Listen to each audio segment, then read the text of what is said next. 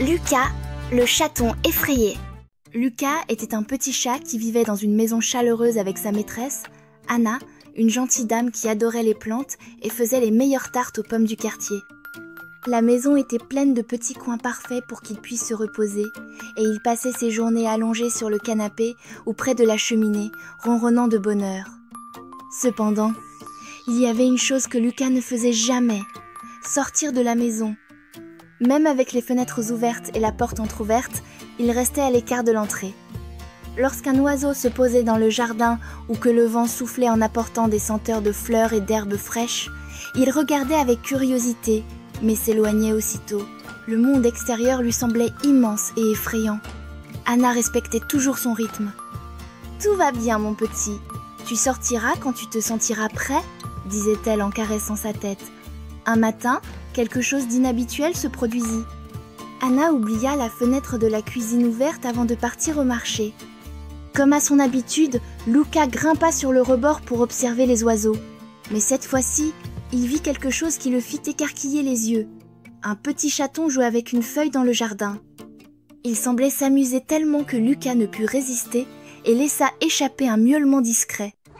Le chaton leva la tête, inclina légèrement son museau et lui répondit d'un miaulement, comme s'il disait « Pourquoi ne viens-tu pas jouer ?» Lucas hésita.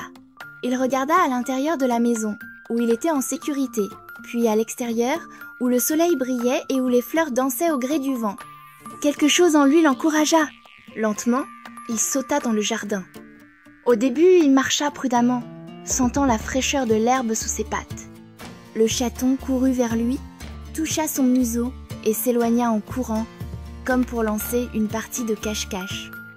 Lucas se mit à courir après lui et avant même de s'en rendre compte, il roulait dans l'herbe, respirait le parfum des fleurs et observait les papillons. Pour la première fois, il sentit la chaleur du soleil sur son pelage et les senteurs du monde extérieur. Lorsque Anna revint à la maison, elle trouva Lucas allongé dans le jardin, avec le petit chaton endormi à ses côtés. Elle sourit, émue.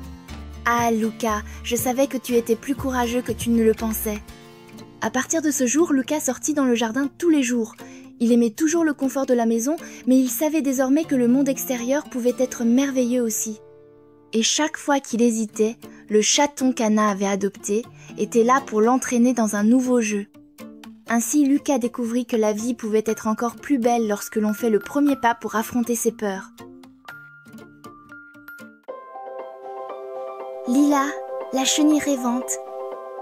Il était une fois, dans une forêt pleine d'arbres majestueux et de fleurs colorées, une petite chenille appelée Lila.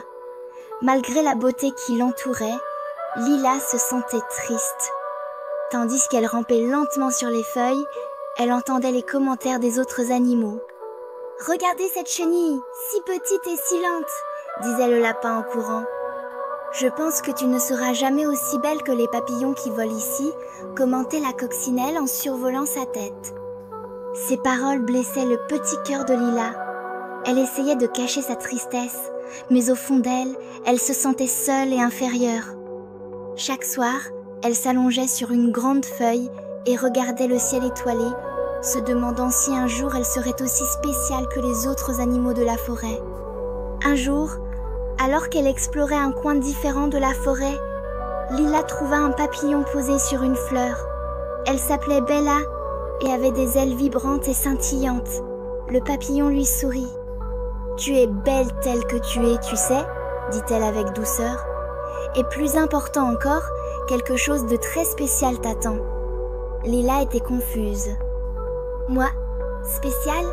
Mais je ne suis qu'une chenille. » Bella sourit encore plus. « Nous passons tous par des changements. Chacun a son propre temps et sa manière de briller. Il suffit d'être patiente. » Les mots de Bella touchèrent quelque chose en Lila. Elle ne comprenait pas tout à fait ce qu'ils signifiaient, mais d'une certaine manière, elle se sentit mieux. Depuis ce jour, elle gardait toujours cette conversation en mémoire. Le temps passa, et un jour, Lila ressentit une étrange fatigue. Sans comprendre ce qui lui arrivait, elle trouva une branche tranquille et commença à tisser un cocon autour d'elle. Elle y resta, protégée et silencieuse, pendant plusieurs jours, Quelque chose en elle était en train de changer, mais Lila ne savait pas quoi. Lorsque le cocon commença enfin à s'ouvrir, une nouvelle sensation parcourut son corps. En sortant, elle réalisa qu'elle n'était plus une chenille. Quelque chose d'incroyable s'était produit. Elle avait maintenant des ailes. Et pas n'importe quelles ailes. Elles étaient colorées, délicates et scintillantes, comme un arc-en-ciel en miniature. Lila battit ses ailes pour la première fois et, en se sentant suspendue dans les airs, elle sourit. La brise la portait doucement et, pour la première fois, elle vit la forêt d'en haut. Tout était si beau, si vaste. La joie qu'elle ressentit effaça toute la tristesse du passé. Les animaux qui la méprisaient autrefois furent impressionnés. « Lila, c'est toi ?» demanda le lapin bouche bée. La coccinelle, qui doutait d'elle auparavant, l'observa en silence. « Oui, c'est bien moi !» répondit Lila avec un sourire éclatant. « Et tout comme chacun d'entre vous, je suis spéciale à ma manière. » Alors qu'elle volait librement dans le ciel bleu, sentant le vent doux caresser ses ailes, Lila comprit quelque chose de très important. Toutes les difficultés qu'elle avait traversées, tous les moments où elle s'était sentie triste et incomprise, faisaient partie de son voyage. Sans eux, elle n'aurait pu être jamais réalisé à quel point elle était extraordinaire. À partir de ce jour, Lila répandit sa beauté à travers la forêt, dansant parmi les fleurs et colorant l'air de ses ailes vibrantes. Et elle rappelait toujours à tous que même les plus petites chenilles ont un destin grandiose. Parce qu'au fond, elle avait toujours été un papillon. Elle attendait simplement son moment pour voler. Vous avez aimé la vidéo ? Abonnez-vous à la chaîne pour voir plus d'histoires et laissez un like.